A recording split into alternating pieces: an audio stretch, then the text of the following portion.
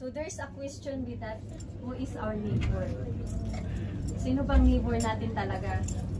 Why Jesus told about neighbor? And why even in the Old Testament, kasama siya, no? Nakadugtong siya doon sa sabi ng Lord. That in Leviticus, so sabi niya doon sa Leviticus, love the Lord your God with all your heart,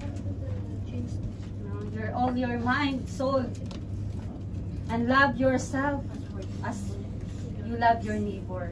How we love ourselves this is how we should love our neighbor. How we love ourselves? Ano ba pagka pumunta ka sa isang okasyon, pinapaganda mo, no? Inaayos mo, lahat gusto mo maganda sa'yo. You want all in yourself beautiful, and all the good you should be received by yourself. You aim to have these all things that is called blessed, no? Gusto natin lagi tayong maayos, maganda sa paningin ng tao, no? We are concerned of ourselves. Pag yung mga babae, pag may kunti lang na tumubo na yung kilay, di ba? If the ladies, no, they are very self-conscious. When in ourselves, we are self-conscious. The same, no? Dapat kung pinapaganda daw natin ang ating sarili, if we are after concerned to ourselves to be beautiful, we should have that kind of concern to that neighbor. But sometimes, sometimes we gossip our neighbor, we slander our neighbor, we slander pastora, we slander pastor, we slander inside the church. We slander. We keep talking harmful to our neighbor. Is this the way we treat ourselves? No, we should not. That's why in the parable of Jesus, even the lawyer, the teachers, that lawyer questioning, asking for a trick, no, looking to trick Jesus, is asking. Sabi niya, who is my neighbor? Sino ba ang aking kapitbahay? Sino ba yan? But the Lord teaches us to love ourselves as the same as we love our neighbor. And the question is, who is our neighbor? Who is my neighbor? Sino ba siya? No, kung tayo lang, mas gusto natin, pipiliin natin yung close ko lang, yung gusto ko lang. We want those people that we feel comforted to be with them. But how about those not? How about those sees bad things to you? How about those na kinuha, no? Those who not borrowing your wife or your husband? How do you treat them? How do you treat your neighbor? How is it? Those who harm you, who plot evil against you, how? How we respond for those people surrounded us? We know that in this world, even in your work, you cannot even ask them only to respect you alone. Those people will able, even you are good, kahit sabihin mo that mabuting tao naman ako, dapat ako na I should be respected, I should be gain honor from them. How about those people? Those who are hurting you, those people who hurt you, how we will respond? How is our heart to them? Paano ba natin sila papakisamahan? How you will accept them? Napakahirap, no? Bakit, no? Bakit tinuro ng Lord yan? Kasi sa neighbor pa lang natin, nahirapan na tayo. Paano naman sa enemy? Sabi ng Lord, love your enemies. Diba? Galing talaga ni Jesus, no? Galing si Lord so that we should reflect to ourselves. We should reflect how we walk. Kasi even if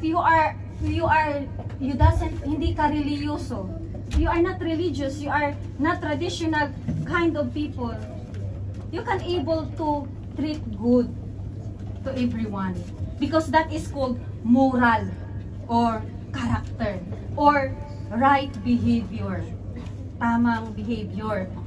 To act towards those people who speak against evil against you. What should you will repay? Sabi na sa Peter, do not revenge. Kapag ikaw sinaktan ka na, diba? Ng dalawang bisis kang ninakawan ng asawa. Dalawang bisis ka, no? And sometimes those neighbor, is it that neighbor sometimes na iniiwasan natin? Bakit? Nandyan si kapatid. Dito, makita si kapatid, dito ako dadaan sa likod. Hindi ako dun sa harap. Kasi 2 taon na ako may utang sa kanya. No? Is this what our neighbor we thought? Or those, iiwasan ko si kapatid kasi nakakaano yung mukha niya. Nakakapikon. Diba? How we treat those people. What if those faces is ganun lang talaga ang kanyang mukha? Paano yun? How we treat them as a neighbor? Kasi ang question dyan, who is my neighbor? Pwede bang piliin mo lang ang neighbor mo? No. Jesus taught us not, hindi ka dapat namimili. Do not be choosy. Huwag mo lang pakasamahan yung komportable ka. Your neighbor is not only those people sometimes you gain benefits. Friends with benefits. Beneficial for you. Or you can take advantage. No, not that one. Hindi yan ang sinasabi ng Lord. Sometimes, because we become selfish, di na natin nakikita. You know, when there's a lot. Last Wednesday ba yun? Last 2 weeks back, Wednesday. Imagine those people, they are in a good position in their jobs. They have everything. Yung kaibigan ni Rose. Imagine, when you look at their faces, they are really okay. But don't you know that behind their story, they are almost want to suicide. And that is our neighbor, wounded. And sometimes because we are only looking for those surrounded us, that we are being comfortable, that those people surrounded us. And those people that we can able to talk, to slander, to gossip, no, doon tayo minsan komportable. But God is taught us to know who is this neighbor. And we will go with this, no, in parable. Meron po next Atenel. So, in Luke chapter 10, dapat lahat po ay mayroong Bible. At ang wala po ay mayroon po kaming Bible na binibinta. Yan. So, nag-advertisement muna ako. So, here, sabi dito, no, he is the lawyer. Pag sinabi po natin lawyer, he can able to know what is right and what is good. He can able to judge. And in this parable, in Luke 10, he questioned, no, nagtanong siya kay Lord. Ang una niyang question is about eternal life. Sabi niya, kung ano siya, meron siyang heart, no, to know. But he want only to test God or to trick Jesus. Gusto niya lang makita na magkaroon ng mali ang sasabihin ni Jesus. So in this passage, iba, because Jesus is a full of wisdom man, full of wisdom. He is God. He even knows what is inside your mind right now. Nababasa ng Lord, no? Nakikita niya ngayon, nakaupo kayo. Alam ng Lord, God knows now. If your mind is here, in the message, or your mind is in your laundry, or your food to cook. No? So, Jesus really know who we are. Talagang kilala tayo ng Panginoon. Kaya sabi niya dito, on the occasion, an expert in the law stood up to test Jesus. Sabi niya dyan, no, expert. So, pag sinabing expert siya, well-known ito na lawyer, no? Kasi teacher, he is the, law siya eh. Sabi niya, expert of the law. Sabi niya, stood up to test, no? Ang gusto lang niya, i-test lang niya si Jesus. Ang sabi niya dito, teacher, sabi niya, this is the way he speak Jesus. Sabi niya, teacher, he asked, what must I do to inherit eternal life? So merong siyang merong eternal life. Merong pag namatay ka, there's another, when you die, there's another continuous life in eternity. So He's have this wisdom also to us. But sabi niya dito, but Jesus, sabi niya, what is, because he questioned, Jesus questioned also him. Ang binalik sa kanya, sagot ng Lord, question also. Ang tanong sa kanya ng Lord, what is the question of Jesus in 26? What is written in the law? Sabi niya dito, ano ba ang nakasulat sa law? Because during the time, Jews, they are in their temple in Jerusalem. It's like all people can hear. Kahit yung mga nagtitinda, they heard what is in the mosaic, in the law of Moses. So they are already know. Kaya sabi ni Jesus sa kanya, what is written in the law? Ano ba ang nakasulat sa law? So sabi niya dito, he replied, how do you read it? Paano mo ba binabasa ang law? At alam natin, the law is this one, the word of the Lord, who judge rightly and wrongly. He can able to judge us, not your neighbor to judge you. It is the word alone itself of the Lord can judge us. Dito pa lang sa salita ng Diyos, ma-judge na tayo eh. Even those surrounded you, do not accept those kind of opinions sometimes that judge us. But the word of the Lord is really clearly knows us and says what we are doing. Kaya sabi niya dito, how do you read it? Sabi ni Jesus sa kanya. In 27, sabi niya, he answered. Siya din ang sumagot ng tanong niya. Diba? Sinagot niya ang tanong niya because he know. People during the time of Israelites, they know because napakalakas ng ano niya, lahat yan na bawal ang magtrabaho sa Sabbath day.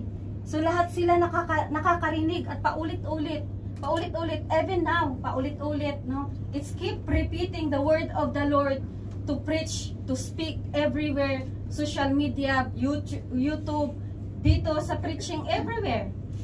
Evangelist, missionary, they can preach us, or those surrounded us are concerned in our soul. Kaya sabi dito, he answered, love the Lord your God with all your heart and with all your soul, with all your strength and with all your mind. Dito pa lang kaya na kaya natin. In this passage, can we? Pag sinabi dito, love the Lord your God with all your heart, minsan hindi nga natin siniseryoso ang paglilingkod natin. Sometimes we are not serious to seek God. We are not serious to be in the presence of the Lord. Hindi natin siniseryoso. At alam niya ng Lord. Sometimes may kahati sa Lord. Sometimes lagi may kahati sa iyo si Lord. We always have tawag niyan, meron siyang, ayan sa English, ikaw na nga mag-ano dyan, ma'am. Laging may competitor. He has a competitor in your heart. Paano yan? Kasi mahal ko si ganito, Lord, saka na ako mag-serve sa iyo. I will serve, Lord, next time because I still love this, my boyfriend and my girlfriend, Lord. He only here on earth, Lord, this one. Only very few times, only, Lord. I have short time lang dito, Lord. That's why we sometimes, inuuna natin. No? Inuuna natin yung iba na nasa puso natin kaysa kay Lord. So dito pa lang, bagsak na tayo. Diba? Bagsak na tayo. And but because of God's mercy and grace, nandyan ka pa rin. Nagpapatuloy. Sabi niya, and with all your soul, yung soul mo daw, yung katawan mo, your body is really well fed, but your soul malnourished. How come? We can say that we love the Lord our God with our soul. Hindi ka nga pag-preaching na nga lagi kang tumatalikod, tinatalikuran mo agad si Lord. Or sometimes, we do more other things rather than hearing the word of the Lord. Masyado tayong busy. No, rather, Even you have our devotion to the Lord, our prayer to God. We lack so much, no? And sabi niya dito, with all your strength, ito yung strength, kalakasan mo. Ano yung strength? You give your time. You give, that comes from the source of your strength. Parang dito pa lang hirap na tayo. Dito pa lang, no? How about this? Paano na dito si neighbor? Kunti lang nga eh. We have 365 a days in a year. And 8,710 or hours. 8,710, I'm not mistaken. The hours, ang oras sa isang taon.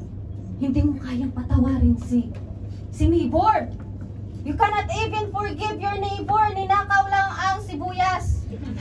Only your neighbor stealing your onions in the kitchen.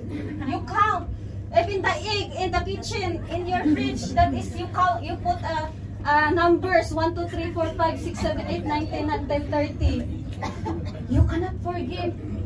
When you open the door, when you see this face, your mind is like working a lot, like you want to harm this neighbor. This one, again, this one will steal my oil, will steal my onions, will steal my egg. See? Imagine how do you love your neighbor? Sa isip mo parang minsan gusto mo nang saksakin yung neighbor mo. Diba? Gusto mo nang sabunutan yung neighbor mo. Diba? Pero bakit kaya tinuro ng Lord sa atin to reflect? So we can reflect our life, ourselves. Is this the way we treat ourselves to our neighbor? Our neighbor, the way you treat yourself, it should be treated also to your neighbor. Ganun dapat mo rin tinitreat ang neighbor mo. Kaya sabi niya dito, love your neighbor as yourself. No? How do you treat yourself? Diba gusto pa yan, mga babae, gusto pa niya nakakulay ang kamay, nakariban, kailangan pantay ang kilay. So, talagang pag bibili ng bagong damit, di ba? When there's a special occasion, ladies want to always look fabulous, no? Look glorious, look beautiful. But how about your neighbor? But you treat your neighbor like a rubbish. No, alam niyo yung garbage sometimes. Sabi dito, katsara. You treat your neighbor sometimes like a katsara. Diba? Minsan, parang, hindi, nakaka-irita yan, ayoko dyan sa kanya. Diba? 365 a days in 1 year, hindi mo pinatawad ang kapatid mong, how come? You treat them like rubbish. Parang garbage. So, wounded na nga, inapakan mo pa. Lalo mo pang, tinuruan mo pa. So, ganun, minsan tayo nagtatrato sa ating neighbor. And who is this neighbor? No? Who is this neighbor na ating tatalakayin ngayon? Kaya sabi dito, 28, next po ate, ayan po siya, yung lawyer, the one who questioned. So, there's one man and Jesus. So, the conversation of Jesus and the lawyer. Sabi niya dito ni Jesus in 28, you have answered correctly. Tama ang sagot mo, sabi niya. Kasi siya din ang sumagot sa tanong. Eh sabi ni Jesus sa kanya, Jesus replied, do this and you will live. Sabi ni Lord sa kanya, gawin mo at ipamuhay mo. Ganun po ang ibig sabihin nun. Do this. Kung ano yung sabi mo kanina, love the Lord your God with all your heart, soul, and strength, and love your neighbor as yourself. Sabi niya, do this and you will live. At ipamuhay mo. Dapat nakikita sa buhay mo. Sabihin mo sa katabi mo, dapat nakikita sa buhay mo. Should be reflect in yourself. So yung sinabi, dapat nakikita sa buhay natin. Kaya sabi dyan, do this and you will live. Ipamuhay mo, gawin mo at ipamuhay mo. Yun po ay turo ni Jesus. Sabi niya, do this and you will live. Gawin mo at ipamuhay mo. Hindi lang sinabi ng Lord, gawin mo. Ang sabi ng Lord, gawin mo at ipamuhay mo. It should be reflect how you live. How is your life right now? Dapat nagre-reflect sa buhay mo ngayon. Lalo na tayo if we claim that we are Christian for a long time. And yet, wala pa tayong ganitong reflection. We still go back pa rin tayo dun sa old self. But the Lord says, the old has gone and the new has come. You are in your new self with Jesus. Napakahirap po yan gawin. But when you keep humble to the Lord, He can make it right for you. Kayang gawin ng Lord. In 29, sabi niya, next po Ate Nel, sabi niya, but He wanted to justify Himself. Ito paano, hindi pa nakontento kasi itong lawyer na to, hindi pa siya nakontento. Gusto niyang i-justify, no?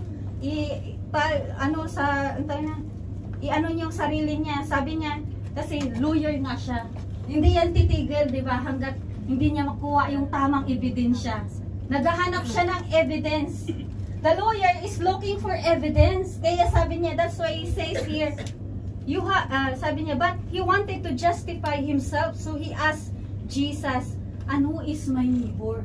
Ang tanong niya, because gusto niya talaga ng matinding ebidensya eh. Sabi niya, who is my neighbor? Napatanong na siya ulit, no? All question here, who is my neighbor? And this is our topic today. Who is my neighbor? Tanungin mo sa katabi mo, who is your neighbor? My neighbor. Lala mo na ba ang neighbor mo?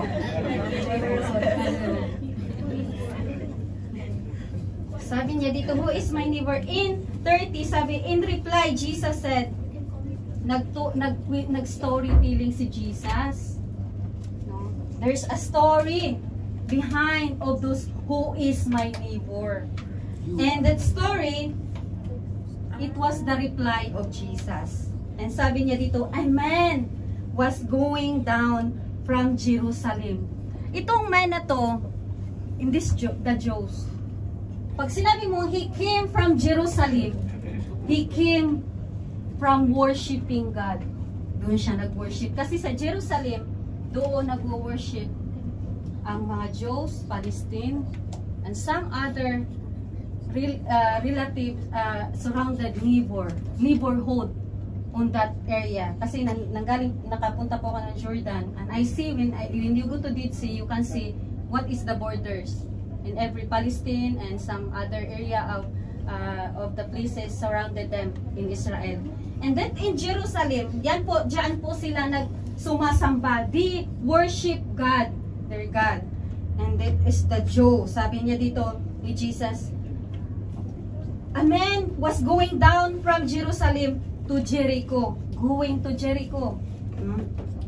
When he was attacked by robbers. Ano daw yung unang umatake sa kanya? Nung pababa siya, papunta na siya, pauwi na siya sa kanyang tahanan sa Jericho. Robbers. Who is this robber? Who is the robber? Sino ba yung magnanakaw? Yan ba ang nagnakaw? Nagninakawan ka ba? Sino yung robbers na yan? Na nagnakaw? It's not mentioned the name, no? Only the character. This is the character of this men, robbers. At alam natin, who is the robber in John 10:10? Satan. Satan is the robber. Siya yung una na, nung tayo ay, those times that you don't know yet Christ, and you are in your downfall, He is the one who rob you. He rob in your financial, He rob your family, to broken your family, to break your heart. He is the robber na mini-mention dyan. He is in John 10:10. The devil will steal and kill and destroy. In John 10:10 na sinasabi ni John. Nasabi niya, this robber says Satan is Satan. He is working. No? During itong taon na to, galing pa lang siya sumamba. Pero ito na agad ang kanyang sumalakay sa kanya. The robber. Yung robber, no? At alam natin, no, he was being attacked. And sabi dito, they strip him of his cloth. tinanggalan siya ng clothes. Pag tinanggalan ka ng clothes, what do you think? What do you feel? Shame. Kahihiyan. At napaka-worse niyan in their time, in the Jews. Pag ikay nahubaran. No? Hindi po sa mga mahilig sa pornography, gusto nila yung nakahubad. Pero ayaw yan ng Lord. So let go of that kind of sin. Kaya sabi dito, stripe him of his cloth, beat him. No, talagang tinamaan niya talaga ng todo. And went away, leaving him half dead. Hindi niya tinantanan, no? Hindi niya tinantanan hanggang hindi almost mamatay. And that is the works of the devil to us. And if we are not aware of that these Jews came from Jerusalem, from worship. And nakakita siya ng pagkakataon dito sa Jew na to. That's what happened. Kaya ang nangyari ay ganoon ang nangyari sa kanya. But hindi ibig sabihin na ganoon ang nangyari sa kanya. Because sometimes we are the kind of people na kapag nakita mo si sister, si kapatid, na nalugmok, sasabihin mo, buti nga sa kanya. That is the wrong roads of being a Christian. Na minsan, nagkakaroon tayo ng ganyan. And we are unaware how we treat these people. These people, they are not exempted. Sabi dito, galing siya ng church. Parang ma-imagine mo, no, na saan ang protection ng Lord? Where is God during the time? Bakit siya binit? Almost dead. Halos ikakamatay niya. No? He was under attack. I was remember the story of Pastor, yung sa CCF, yung kanyang anak, no? When they're going to Bible study, Pastor Peter Tan, they are dedicated to minister people in the Philippines, but yet hindi naging exempted ang kanyang anak. Has been raped of 7 men na pumasok sa kanilang bahay. Ang kanyang anak, no, that pastors Peter, her daughter was raped to save sa kanyang pinsan, sa kanyang cousin, to save cousins. She allowed herself to be raped by 7 men. Imagine. And on that time, if you are on that scenario, if you are on that situation, what do you think? Ano ang unang maisip mo? You will question God. Like this man. When you pag hinihimay-himay mo, pwede mong i-question si Lord. Bakit naman galing naman siya ng sambahan? Bakit naman? Where is the protection of the Lord? So we are not exempted. We are threatened in the eyes of the evil one. Kaya wag kang kampante. Kaya sabi lagi ni Peter, be sober and vigilant. For the devil is like a roaring lion. Paglabas mo pa lang dyan, naka-antabay na siya. Titingnan niya kung ano ang nakalimutan, nawala ang protection sa kanya ng Lord. Bubugbugin ka na agad niya. That's why he will beaten you. When you are unaware, kahit na lagi ka sa simbahan, 24 hours ka pa nasa dito sa church. Even you are 24 hours in the church, and yet when you go out, the enemy is there waiting for you, and he find a door to see in yourself, to hit you, to beat you, to be wanted you. Gagawin niya yun. Because we are that all children of God are treated in the kingdom of darkness. And sometimes we are unaware of that. Hindi tayo aware. And even sometimes, even your sister and brother, he can use it to break you, to push you down. Pupus ka niyan para sisirain ka niya talaga, to destroy you. And that is his work. And we should understand that. And sabi dito, in 31, ito na, may dalawang klase, no? Dalawang klaseng tao pa na na-involved dito sa story na to. Sabi niya sa 31, a priest happened to be going down the same road. Pareho sila ng dadaanan, wala namang ibang dadaanan. Kasi pagkagaling ng Jerusalem, iisa lang sila ng pinuntahan, iisa lang sila ng dinadaanan. So, ano doon? Ito yun siya. Yung press, ano yung pag-press? Nagtuturo siya. He teach. Siya ay tagapagturo. Siya ay siya in the governance of the church.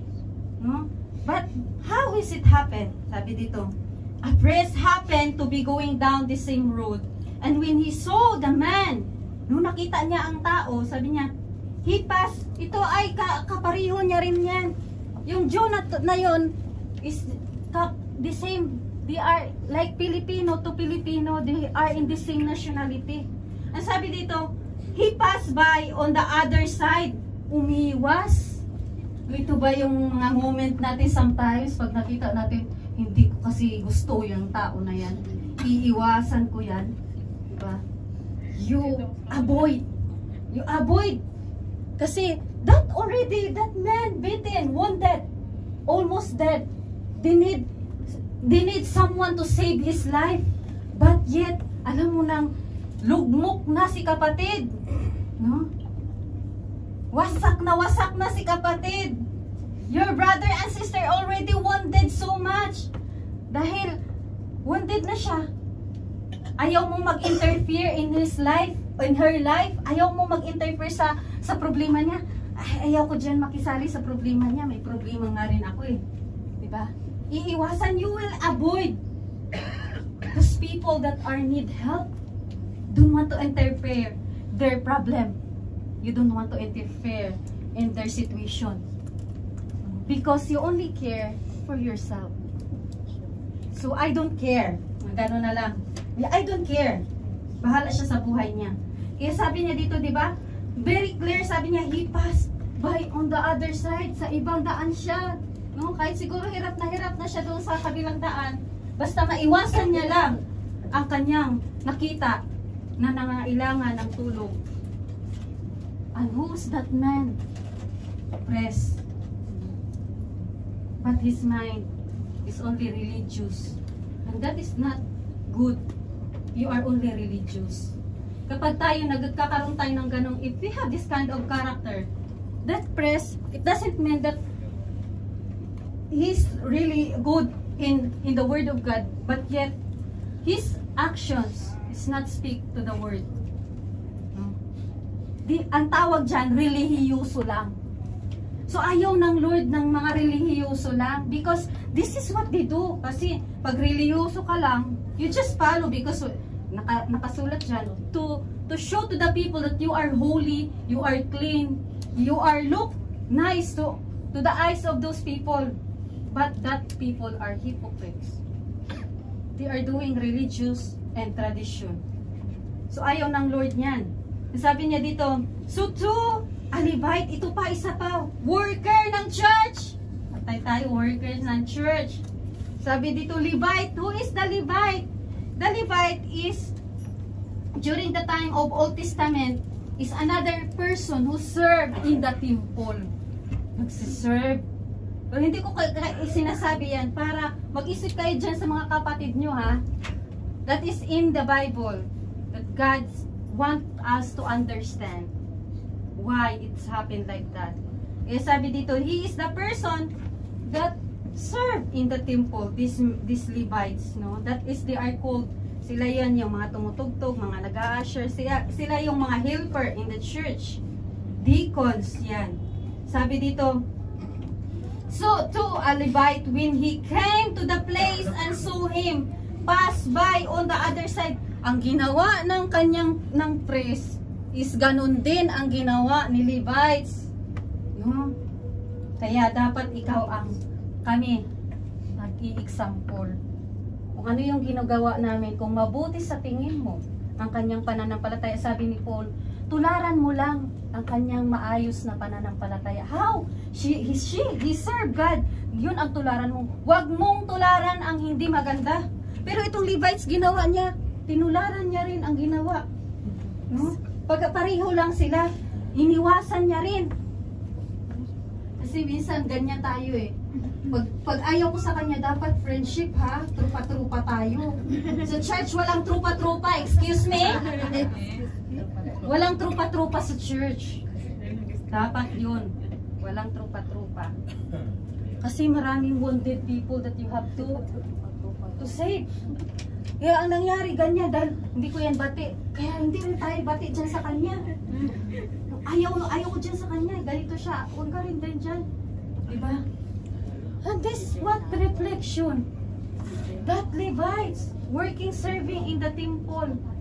And shame in the eyes of God. Diba? Nakakahiya kay Lord. Kaya sabi dito, when he came to the place and saw him pass by on the other side, ganun din ang ganyang ginawa. In 33, ito, you know the Samaritan people in Israel, they are the one that talagang, because they are doing intermarriage during the time that hate by God. But they are the descendant of Abraham also. They are descendant of Judah. No? They are called Samaritan. They are living in Samaria. They are being separated. Samaria is also in Palestine. Because it happens, because they do intermarriage to different, not they're the same nationality as the Jews. Kaya sila po ay naging Samaritan. Tinatawag sila. They are called, parang sa amin, Cebu.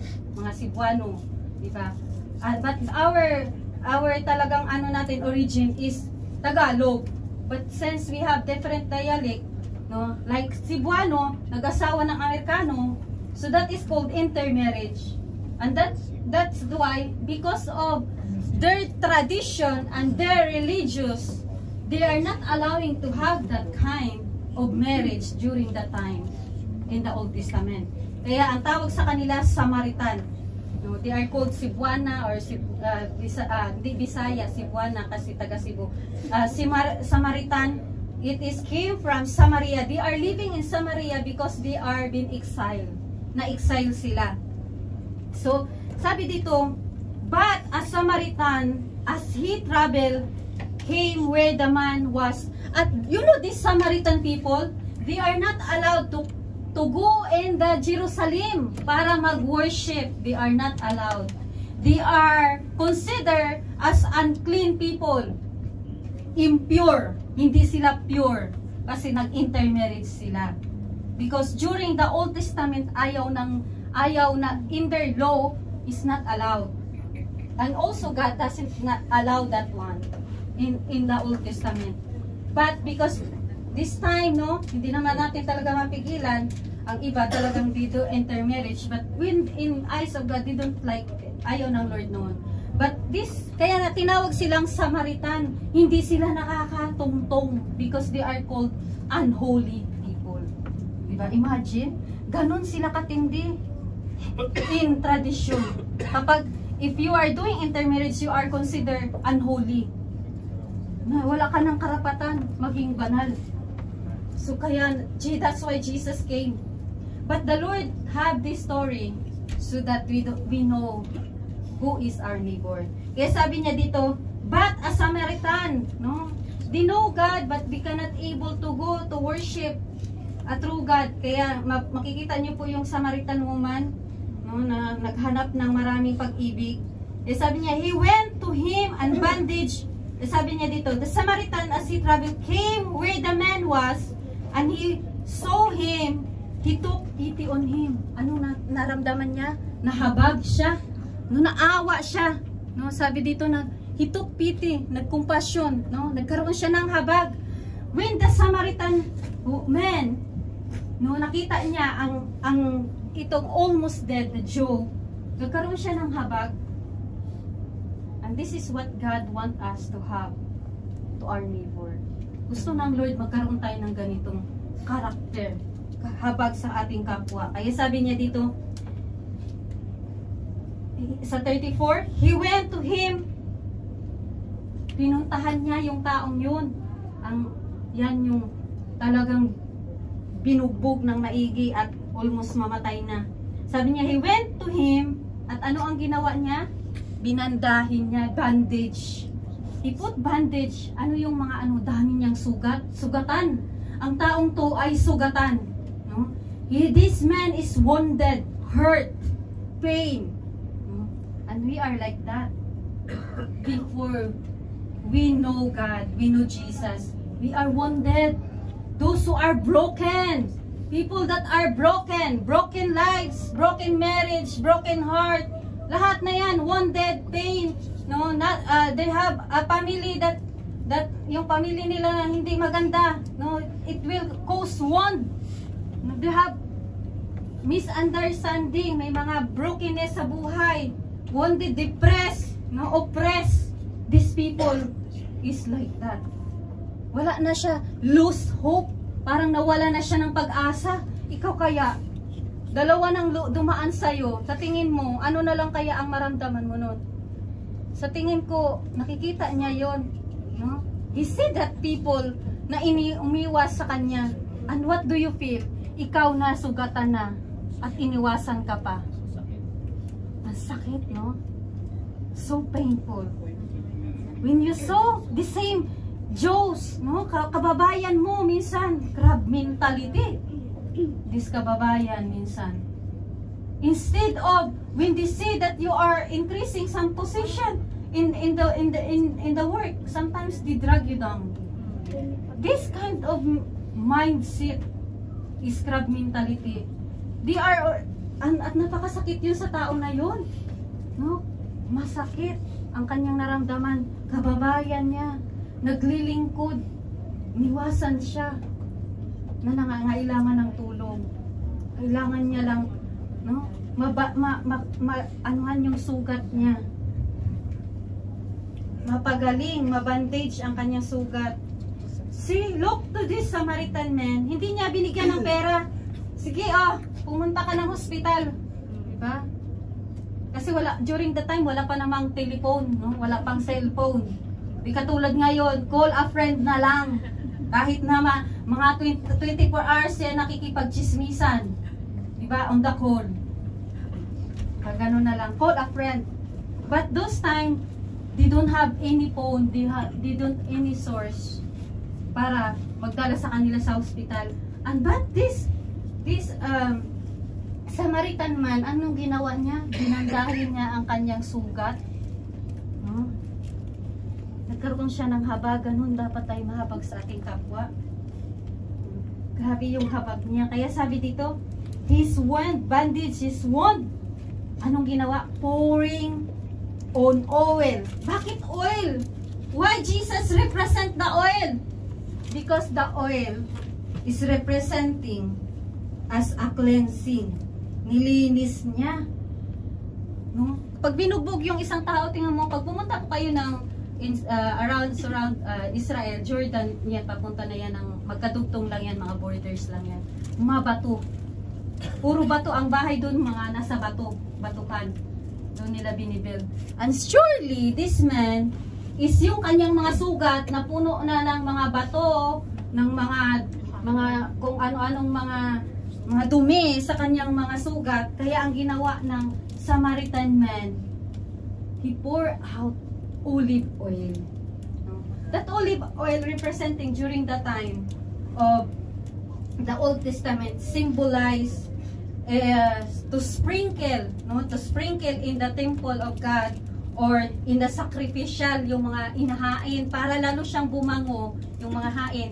And it representing to consecrate, nilinis niya yung tao. No, hindi siya nagdalawang isip na ay yaki kadiri, di ba? Kadiri, ang daming sugat, di ba? Parang ganyan. Ang daming sugat, ayoko diyan, di ba?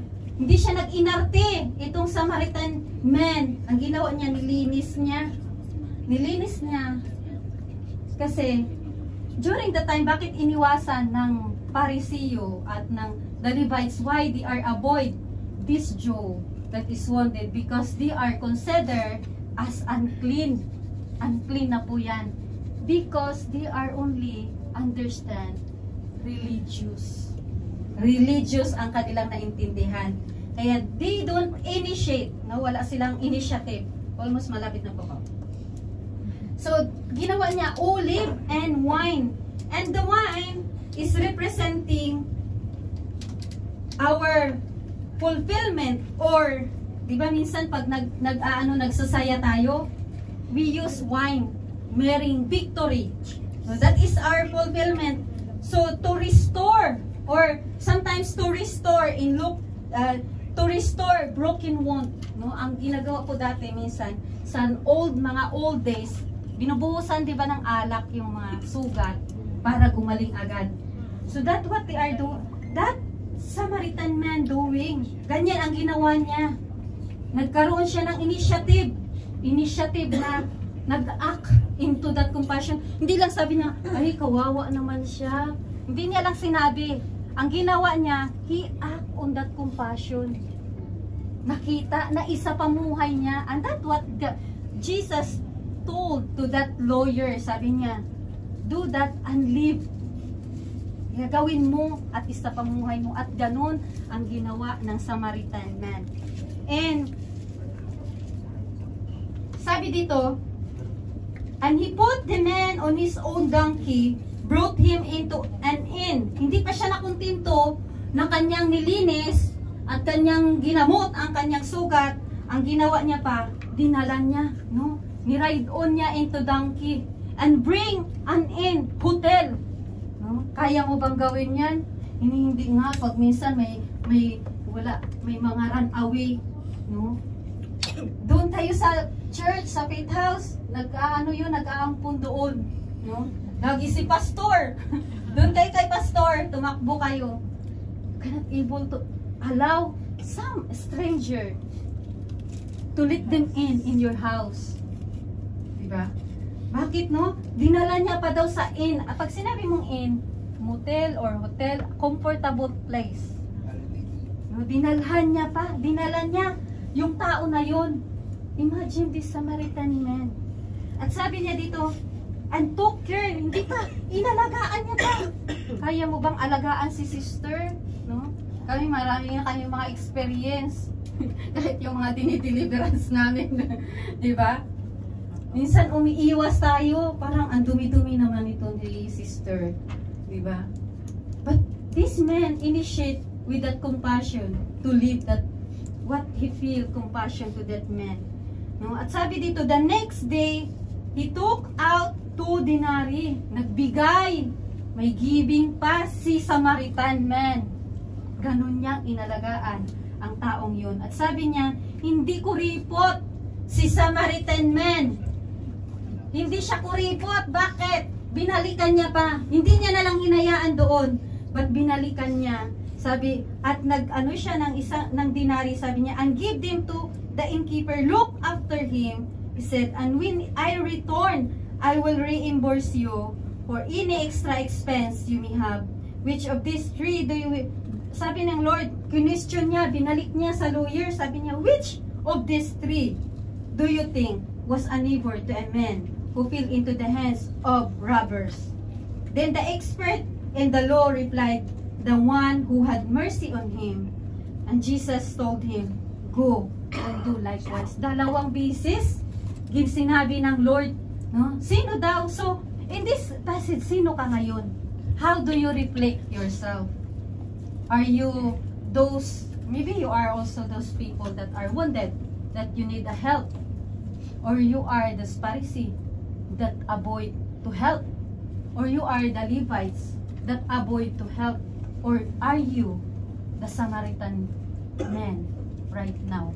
Sino ka doon? Today is the day of our reflection. Kaya sabi dito, nabasahin ko na lang, may 5 minutes na lang ako. Deuteronomy 3:21. You must not covet your neighbor's wife. No?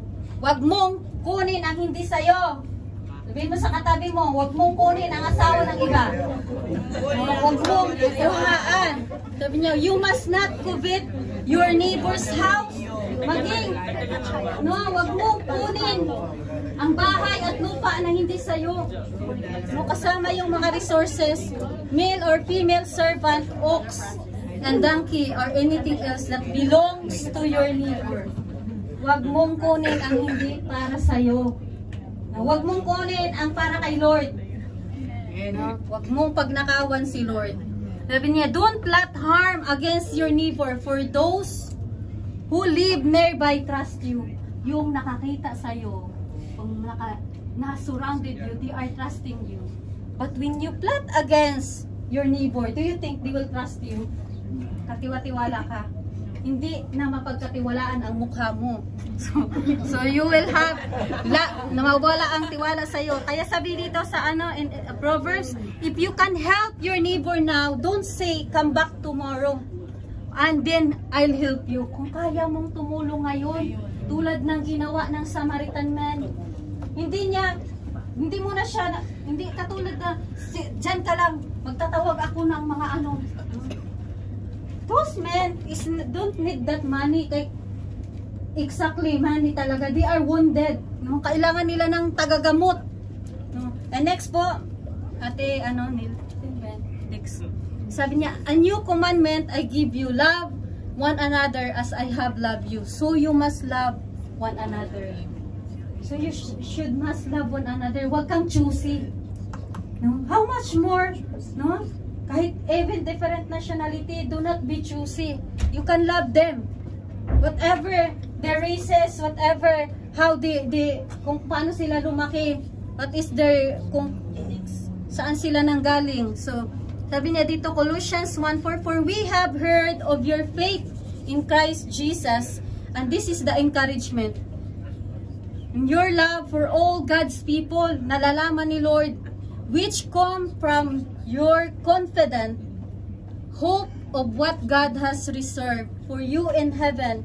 You have had this expectation ever since you first heard the truth. It is Paul says to the Colossians, na sabi niya, nakikita ko, no, how you treat your people, kung paano natin tinatrato ang ating mga neighbor. No, those people surrounded us, and you have an expectation of what you are doing in a reward in heaven. Si Lord ang magre-reward sa'yo. Eh sabi niya in Philemon, I always thank, sabi ni Paul kay Philemon, I always thank my God when I pray for you, because I keep hearing about your faith. Dapat gano'n na ba ang nakikita, naririnig ng mga kapatid, naririnig sa'yo? Yung pananampalataya mo na hindi na yung ang sama-sama ng ugali niya. Diba? Ganito ganyan niya si sister, si brother. Dapat yung pananampalataya na ang nakikita mo, nakikita nila sa'yo through our Lord Jesus Christ and your love to those people that they need a comfort and compassion and mercy. And next po, sabi niya Romans, no, God is summoning that pinagsama niya na ang law. Jesus doesn't break a law. Anong binrake ng Lord? Why he tell this story is he break the religious and tradition. Kapag namuhay tayo ng tradisyon at religyoso, ganun ang gagawin natin. Legalism, wag mong gawin yan. Hindi maganda yan. Ikakasama mo yan. But that's why God is summoned to be together in one. No, that commandment of the law, hindi niya binrake yun. Kaya sabi niya dito, for the commandments say, you must not commit adultery, you must not murder, you must not steal, you must not covet, this and other such commandments are summed up in this one commandments. Love your neighbor as yourself. Love does no wrong to others. So love fulfills the requirements of God's law. Don't siya napupulfill ang God's law.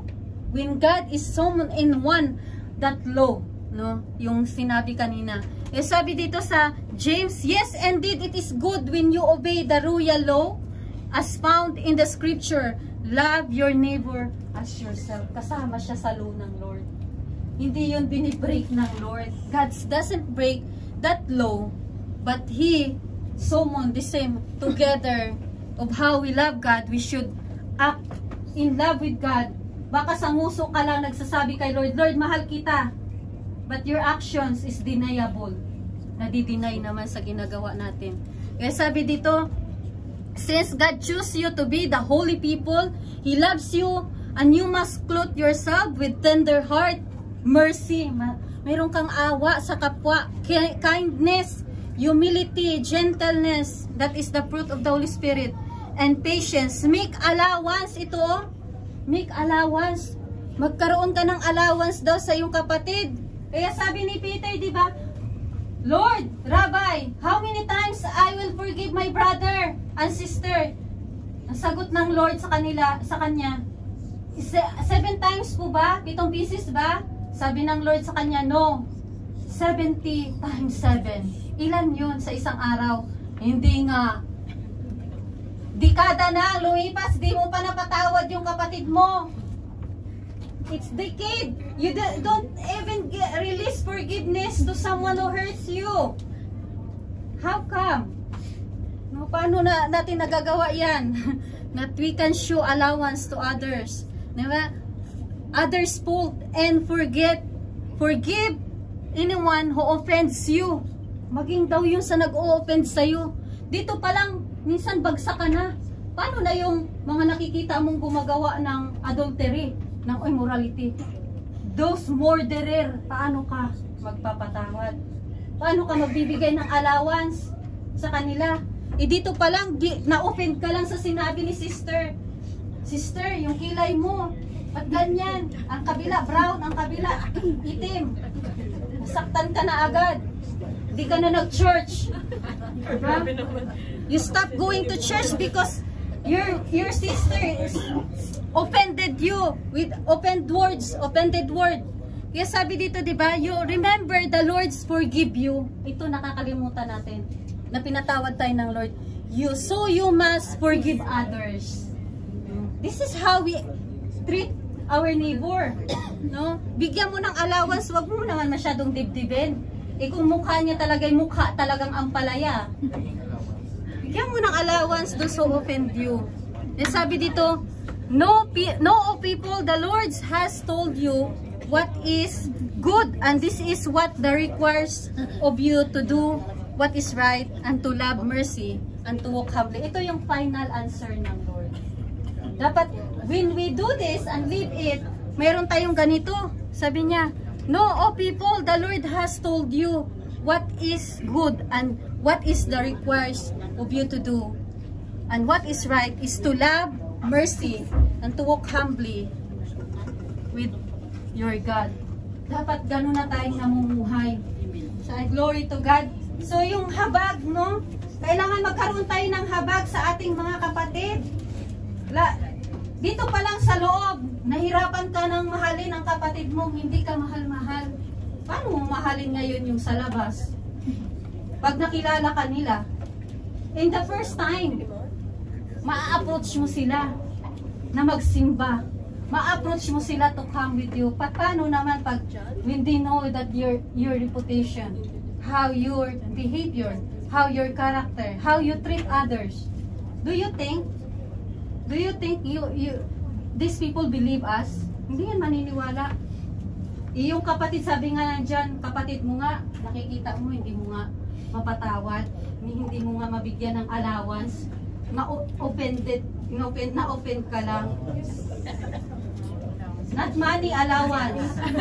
Hindi po ako magbibigay. Doon lang sa mga walang pamasahe.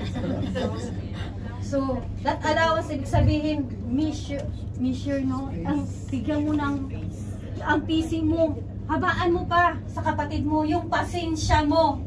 Or gusto mo pakainin kita ng pasensya para marami kang pasensya sa kanya. Ganun po. And that is our reflection today. We should reflect ourselves.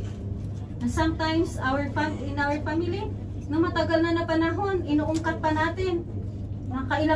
Ilang bisis na to ginawa sa akin ng kapatid ko. Winaldas ang aking pinapadala. Nasa walang bahala na ang aking mga ginawa. We count sin or those offensive act in us or words to us. Binibilangan natin. Binibilangan natin ang ating kapatid. Ikaw ba binilangan ka ng Lord? Bibilangan ka kaya ng Lord? Tithes mo nga, di ka makapagbigay. Ako kung bilangan ka ngayon ng Lord. Ilang bisis ka pinatawad ng Lord? Ilang bisis ka pinagbigyan ng Lord? Imagine. That's why God taught us to be merciful. Because in the last day, we will judge according to what we act, according to what our words spoken, and yet our living. Also how we live. Kung paano tayo namuhay. And sometimes, no, we are stumbling to those people because of our actions or our words is not right. And sometimes dahil hindi wala kang pakialam, I don't care to my neighbor. So, wala, bahala na lang, i-chismis na lang natin to si ganito. Tapos yung surrounded mo, mga baguhan. They are new in the ministry and they heard what you are saying, and which without a proper judgment, a proper knowing the story, that is wrong. Mali po yun. Kaya we should be talagang attentive tayo sa ating mga tenga, magpasilyo tayo kay Lord. Sabi nga, slow to speak and slow to be angry. Pag nauuna ka na, nagagalit ka kaagad, marami ka nang sinasabi, hindi mo na pwedeng bawiin. So, we should be merciful and compassionate. So, today, we should reflect ourselves. Sino tayo doon? Are we that Samaritan? Or are we that Jews? Are we that Jews that wounded? Are we the Levites?